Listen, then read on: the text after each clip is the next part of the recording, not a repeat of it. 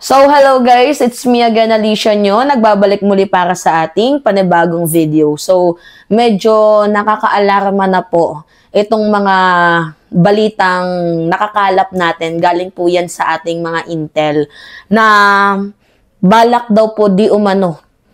Pasasabugin na daw po ang Malacanang sa 4 na lagusan. So, merong nag-message sa akin. 4 na pasukan, or kung tawagin, lagusan. So, dapat bawat sulok ng Malacanang, tingnan, 'di ba? Bawat sulok ng Malacanang, pagmasdan. Kasi hindi natin alam ang posibleng mangyari. Sabi pa nga nila, prevention is better than cure. So, sabi ng nag-message sa akin, Nima, meron daw pong 4 na pasukan na target nila na pasukin sa Malacanang. So, ano yung 4 na pasukan na yon? Yung likod, galing sa Pandacan, at galing daw po sa DPWH side, sa ilalim ng tulay, meron din daw po na naka-standby galing Altura sa Riles. Hindi lang po daw nakikita ni General, kaya wala siyang personal knowledge. Saka yung sa Quiapo po ay diretso po ang tulay, Ayala Boulevard, diretso po sa Malacanang, gilid side po ng Marcelino. Yan lang po ang nasulat ko sa tawag ni, hindi ko na lang banggitin yung pangalan. At ito, yung malala mga minamahal, kung sino yung mga taong involved dito nga po sa pagsalakay, posibleng pagpapasabog sa Malacanang. Sabi dito, ituloy natin yung message sa atin ng ating intel.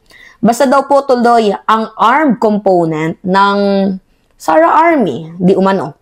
At mga retired military na Muslim daw po, di umano ha. At ang mga Muslim na Maranao at Badjao po at mas madaming Ilocanong Muslim daw para i-take over ang Malacanang at ipategi itong si President Bongbong Marcos. And this is 100% po na planado na daw po lahat, pati ang pagpa-impeach or pagpapapatay sa ating ombudsman at pagpapakulong at pagpapategi kay Trillanes at kay De Lima. Personal knowledge daw po yan. Si Blanc daw po ang kasama sa usapan at si Blanc at si Blanc. Hindi ko pwedeng banggitin yung mga name, mga minamahal. Pero sa mga sinabi kong Blanc, basta sa ni-reveal ni Ramon Tulfo, na financer and destabilizer. Nandun po yung mga pangalan na yan. So, mahirap kasing mag-assume. Pero kung ako yung tatanungin, mga minamahal, 'di ba? I think dapat yung papel ng mga retired military officer, 'di ba? Dapat sila yung nangunguna sa pagtatanggol ng ating bansa kasi kahit retired na sila, meron pa rin silang oath na to defend the country. Pero sa nakikita natin ngayon, parang sila pa ata yung nangunguna na to destabilize the country, 'di ba? Kasi sila yung may experience, 'di ba? May training, may connection, and also may influence. So ibig sabihin lahat ng mga posibleng militaring sangkot ay ang marami doon hindi loyal sa bansa, kundi loyal lang sa kanilang mga amo or mga kinakampihan. So ano ba yung dapat gawin ng palasyo dito? Kasi kung totoo man daw itong narinig natin na intel, kasi I think 100% to kasi intel to mga minamahal.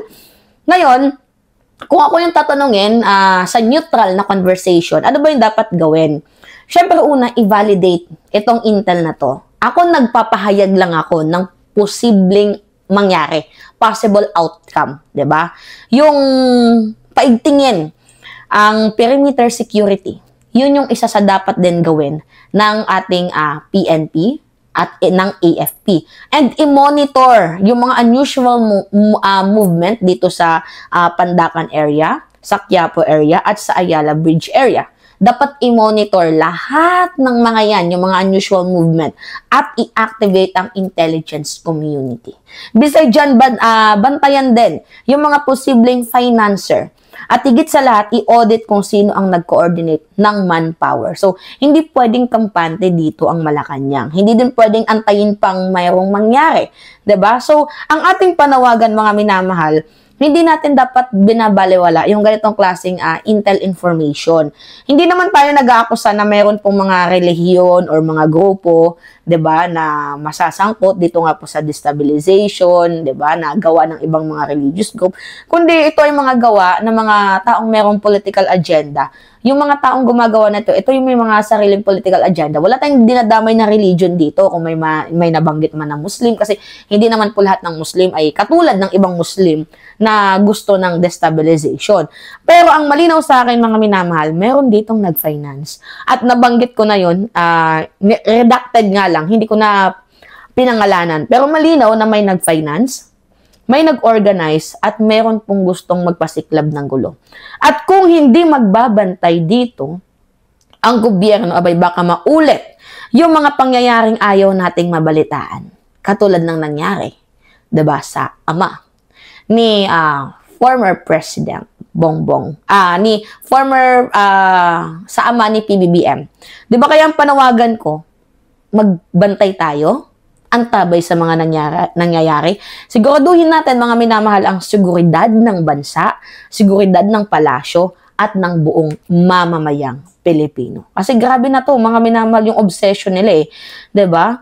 Na biruin nyo, 4 na pintuan sa sa likod daw ng bahagi na malapit sa ilog, tapos galing daw sa Pandacan side, sa ilalim ng tulay, may mga naka-standby na din daw ng mga personnel. Kaya kung na-content sa inyo, 'di ba kanina, mayroong mga retiradong militar na gustong nagsagawa ng rally, pero pinigilan ng PNP, gawa nga nang wala silang permit. So, if we will connect the dots, baka ito na ata yung sinasabi ng ating intel or A1 sources na meron na pong nakaantabay sa ilog, meron na pong nakabantay sa Pandacan side, meron na pong naka-standby ng mga personnel sa tulay, at higit sa lahat doon sa Quiapo. So, hindi man natin verified, 'di ba, kung sino ang nasa likod nito, pero malinaw na ang pattern na to, mga minamahal, ay nagpapakita na meron pong organisadong grupo, 'di ba? Or meron pong nagmo-monitor ng galaw at dikit, at nagpe-prepare na sila sa mga strategic location para po pasabugin ang Malacanang. Ngayon, ang pinakatanong ko dito, sino kaya ang nagmamando at nagpopondo nito? Pero nasagot ko na yan kanina, hindi ko nga lang po pinangalanan. Kayo na po ang manghula, kasi ayoko baka mamaya, 'di ba? Itong taong kasi ito nagkakaaso eh, 'di ba? So, nakakalungkot man isipin na yung mga military officer na supposedly, 'di ba, sila yung sila yung mga taong dapat nating asahan sana, 'di ba, na magtatanggol ng ating bayan, pero ano yung ginagawa nila? Sila pa yung nangunguna, 'di ba, para pabagsakin ang ating gobyerno. Alright, so pahingi lang ako ng comments, likes, and share. And also, mga minamahal, don't forget to click the subscribe and always hit notification bell para lagi kayong na-update sa mga video na ina-upload natin. Maraming salamat at ingat, mga kababayan!